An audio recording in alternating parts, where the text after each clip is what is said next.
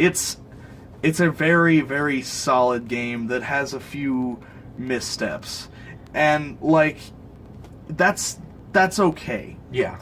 It's not the best game, but it's not a bad game by any stretch of the imagination. No. Because it is really fun, and it has a decent story. Mm-hmm. And it, like a lot of second movies, just kind of serves as a bridge between the now and where we're going to end up. Yeah. It is the road from here to there. It does do that very well. It does that very well, and it's very entertaining. Because I don't think this is really a spoiler for what Guardians are, but just like in the game, these giant mechanical beings show up, and there's a ton of them, and we keep thinking, what the hell are those?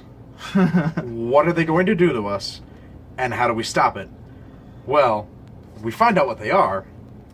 We have a vague idea of what they do. Yeah. But we don't get to fight one because that's not in the perimeter of this game. No. Because they are massive beings. Yeah. Like if you played Mass Effect, for any of you out there, not Davey. He didn't play them. But they're sort of like the Reapers in Halo 2. Like Mass Effect 2. Yeah, Mass Effect 2. Like you know they're there. And you know what they sort of can do, but we can't fight them. Because in Mass Effect 1, you fought one of them with all of your army. Yeah. And that was hard. Yeah. That took quite a bit for one of them. And there's more of these.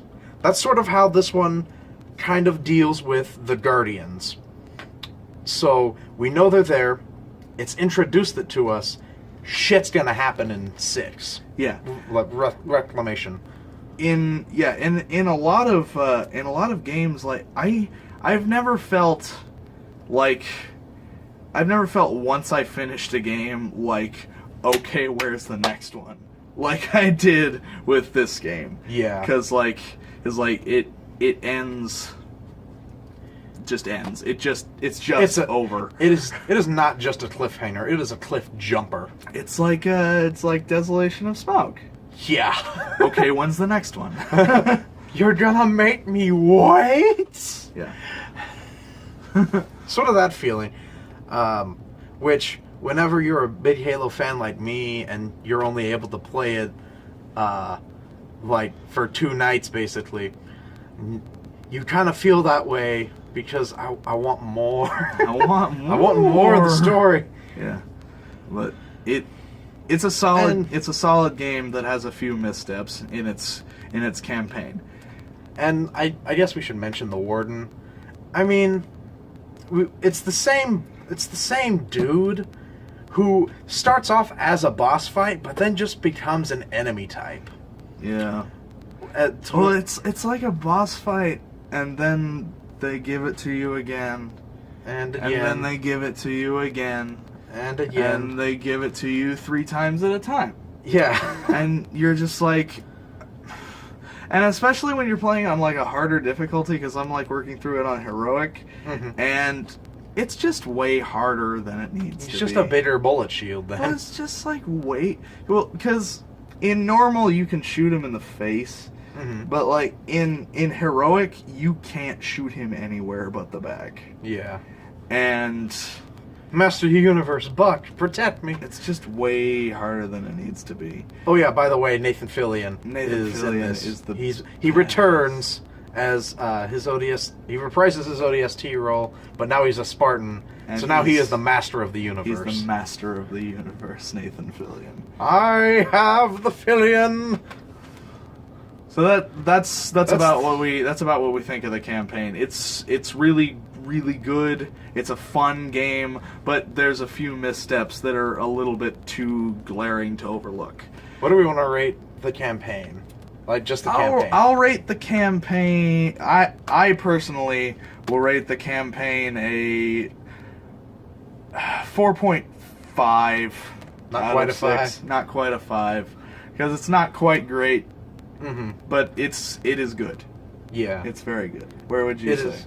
I would say probably like about the same, Yeah. because I loved it. It was just those couple of things really annoyed me. Yeah. Like the warden, not as much, but the stopped missions really kill the adrenaline flow, guys. Yeah, just a little bit. So let's talk about the multiplayer, because here is we where go. we differ. Round one, Yeah. fight. Yeah, no. I love the multiplayer in Halo 5. Like, I think it is tight, I think it is fast, I think it is really everything that I want from a multiplayer game in 2015. It's fast, it's intimate, it's on a level playing field in a way that Call of Duty just never has been. It's on a level playing field. Fuck you. I really, really like the multiplayer. Mm-hmm. And here's your rebuttal. So, the even ground and fair part, I really cannot agree with you with, because Explain. here's the thing. I haven't played a lot of it because I don't have it, obviously. So what I have experimented with, I did a couple games of the Warzone, and as I was told, I thought that it was like, what I was told was it was sort of like a MOBA almost, It is to where, like there were like NPCs and the players with vehicles, different objectives and whatnot, and you still play as Halo. And I thought, oh my god, that sounds awesome. And then I play it. I don't see any of the like NPC people. There's just everyone else. And the issue that I saw immediately was the point system and the cards and upgrades. I was not a fan of, because I didn't look at all the other stuff beforehand. I just wanted to try the Warzone, see how it went the first time around. And at first, it was good. However, it seemed like as soon as that beginning stalemate kind of stopped, Yeah. if one team got just slightly ahead, they could steamroll the other team. Yeah. Now, okay. I understand what you're talking about, and I wanna tell you that you are 100% correct. Warzone is bad. Mm-hmm. Warzone is not good. Yeah. It should be, but it's just not. And I feel like that's a balancing issue. Yeah. The stuff that is the quintessential Halo multiplayer, though, Oh, like no, the we're- arena stuff. Yeah, that's fine. That is Halo, because after I was frustrated with Warzone, with not having any cards, I'll get to that. Yeah, that's a problem. Any of the cards and whatnot for playing Warzone, I said I want to play Halo. Yeah. So I went over to the arena part, and thank God that's all intact. I played a capture the flag match, and it got down to that it's each team has two. It's going to be whoever captures it last, or whoever is holding the goddamn flag before it ends. And that still got me pumped. Yeah. After all these years, like, capture the flag is still one of my favorite modes, because it is...